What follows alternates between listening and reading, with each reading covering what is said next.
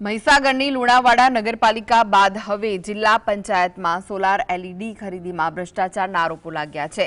વિરોધ પક્ષના નેતા રૂપલબા સોલંકીએ જિલ્લા પંચાયત પર ગંભીર આક્ષેપો મૂક્યા છે। જિલ્લા પંચાયત પ્રમુખ બાબુભાઈ પટેલે આરોપોને નકારી કહ્યું કે સોલાર એલઈડીની ખરીદી જેમ પોર્ટલ દ્વારા ટેન્ડર પ્રક્રિયા અનુસાર કરવામાં આવી છે। દરેક પંચાયતની માંગ પ્રમાણે 5 લાખ રૂપિયાની ખરીદી નિયમ મુજબ થઈ છે અને તેમણે આ મામલામાં ન્યાયિક તપાસ કરાવવાની તૈયારી પણ દર્શાવી। જિલ્લા વિકાસ અધિકારી આ બાબતે જવાબ આપવાનું ટાળ્યું હતું।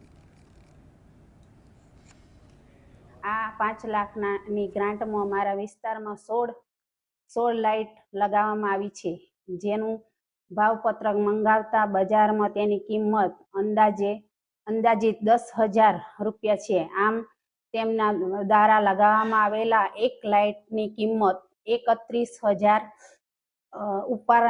ઉપરાંત થાય છે, જેથી કરીને ખાલી અમારા ઉંદરા મત વિસ્તારમાં એકલો જ 3 લાખથી વધારે ભ્રષ્ટાચાર કરેલો છે।